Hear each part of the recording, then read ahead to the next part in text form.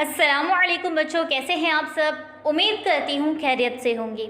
आज हम पढ़ेंगे माहौल का मुताला और आज का हमारा उन्वान है ग़िज़ा को महफूज करने के तरीके। ग़िज़ा को महफूज करने के तरीके। आज हम इस सबक में क्या देखेंगे कि ग़िज़ा को किस तरह से महफूज करके रखा जाता है और किस तरह हमारी ग़िज़ा महफूज रहती है। हमें गेहूँ, चावल, दालों, अनाज की मुसलसल ज़रूरत होती है, लेकिन उनकी फसलें साल भर में मखसूस अरसे में ही मिलती है। ये अशिया हमें दस्तयाब होने के लिए एक हंगाम की फसल दूसरा हंगाम आने तक साल भर ज़ख़ीरा करना होता है और उन्हें हिफाजत से रखने की ज़रूरत होती है।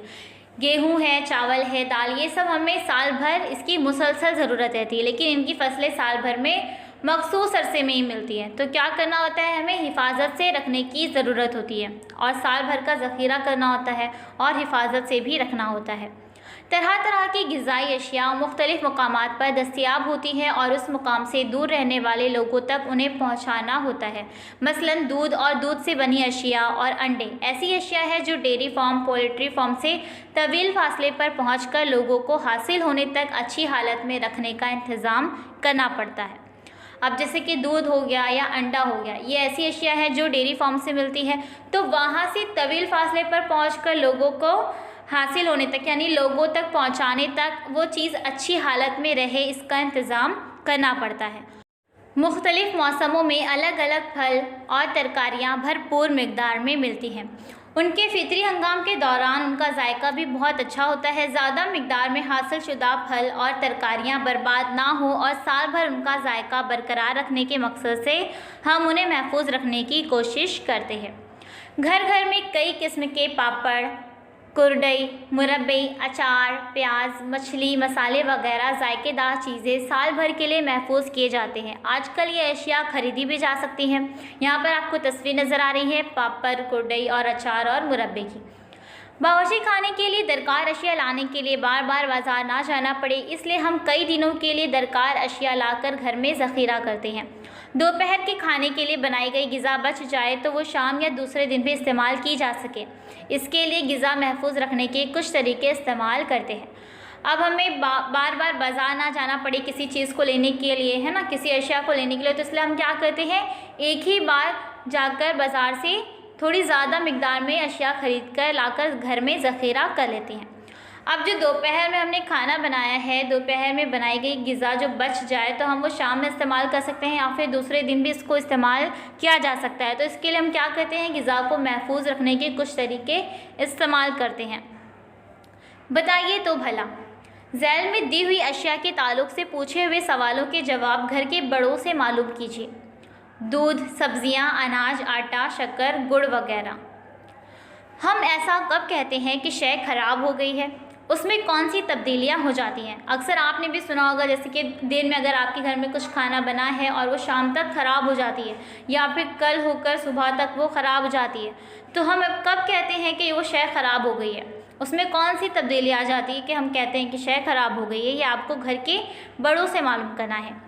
क्या ग़िज़ाई शय ख़राब होने के लिए दरकार वक्त अलग अलग मौसमों में मुख्तलिफ होता है।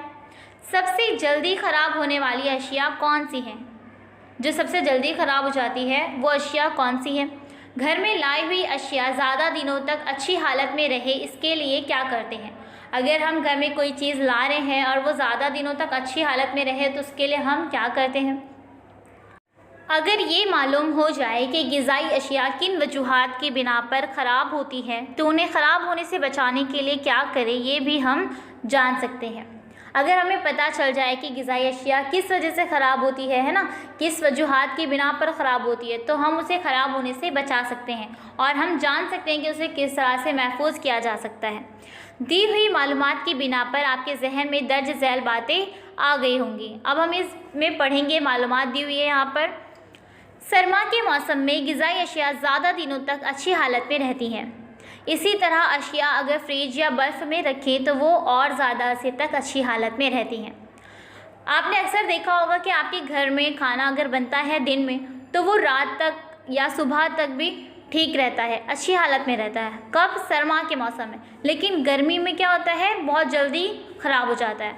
तो आप क्या कर सकते हैं, किसी भी अशिया को फ्रिज या बर्फ़ में रखेंगे तो वो और ज़्यादा अरसे तक अच्छी हालत में रह सकती है।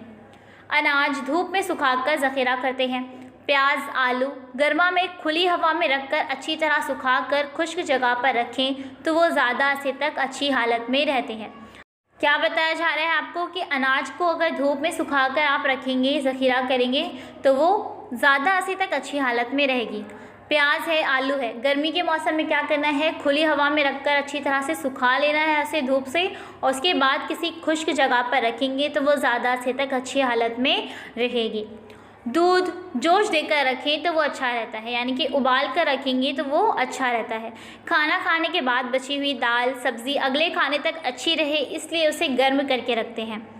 आम रस, दूध जल्द ख़राब होने वाली अशिया है। यहाँ पर आपसे पूछा गया था पहले कि सबसे जल्दी ख़राब होने वाली अशिया कौन सी है, तो यहाँ पर आपको बताया जा रहा है कि आम रस, दूध जल्द ख़राब होने वाली अशिया है।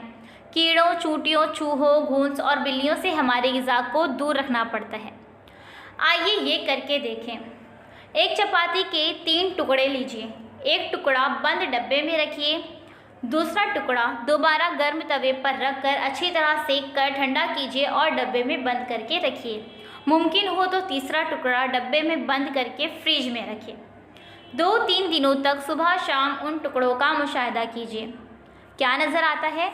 डब्बे में चपाती के टुकड़े पर कपास जैसे सफ़ेद या काले हरे रेशे बढ़ने लगते हैं। उसी के साथ चपाती में बू आने लगती है।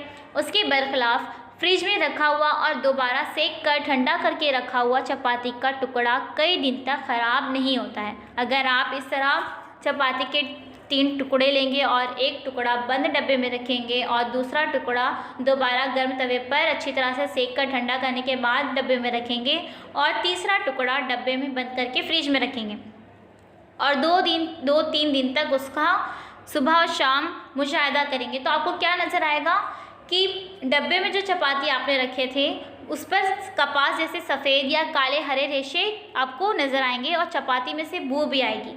लेकिन उसके बरखिलाफ अगर आपने फ्रिज में जो रखा हुआ है या दोबारा सेक कर ठंडा करके जो रखा हुआ है चपाती का टुकड़ा, वो कई दिन तक ख़राब नहीं होगा। ऐसा क्यों होता है? चपाती पर नशोनुमा पाने वाले कपास जैसे रेशे एक किस्म की फफूंद है। उसे क्या कहते हैं? फफूंद। फफूंद खुर्दबीनी जानदारों की एक किस्म है।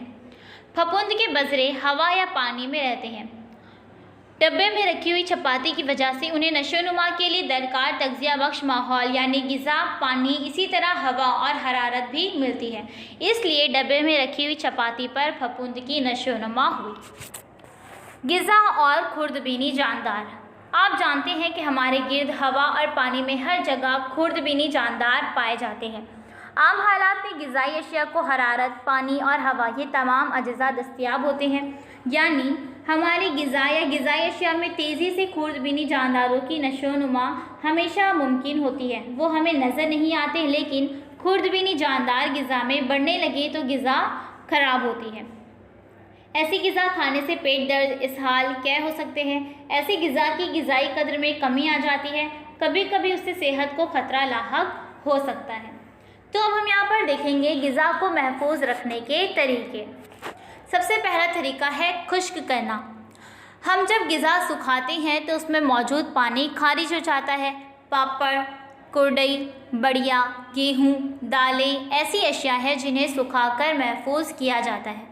हमने अभी पहले ही पढ़ा था कि अनाज को धूप में सुखाकर महफूज किया जा सकता है। तो जब हम ग़िज़ा को सुखाते हैं तो क्या होता है, उसमें मौजूद पानी खारिज हो जाता है और इस तरह ग़िज़ा ज़्यादा अरसे तक अच्छी हालत में रहती है।